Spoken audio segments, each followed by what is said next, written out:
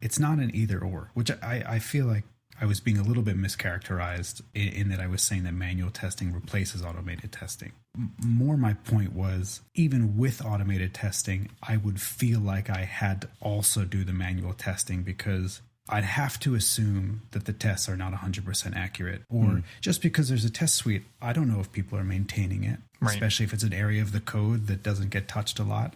I sort of have to assume that the tests are not doing a great job.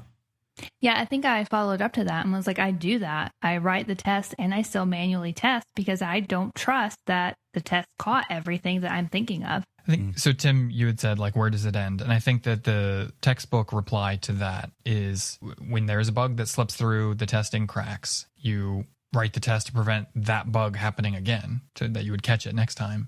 And then you move on. And you're never going to get 100% of all bugs caught before they get to production. But you can, if you are super diligent, only ever have each bug one time. And even that, I think, is asking a bit much. But yeah, and I don't think any of us are saying that TDD is bad. We're just acknowledging the real world thing of it is that it's hard. Some people don't do it. And sometimes, due to economic concerns, they go by the wayside. Yeah, it's unfortunate, but it's true. It is a best practice that people should do. Yeah. This makes me think of something that I'm always fascinated by, which is when you hear somebody say something publicly or you read something in a book and you think that you understand what that person was saying. And then years later, maybe you find out that your conception of what they were saying is actually not totally off, but not accurate. And I've had this realization twice in my life very vividly. One was I went through years thinking that the term singleton was this terrible anti-pattern in software because a lot of people are like, oh, singletons are horrible.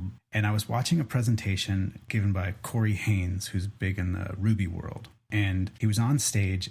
Somebody called him out about, well, singletons are bad. He was like, well, it's not a singleton. It's just a single instance of something. And the other guy was like, well, that's a singleton. And Corey Haynes was like, no, that's not a singleton. That's a single instance of something, which is a very different type of pattern. Right. And I was like, whoa,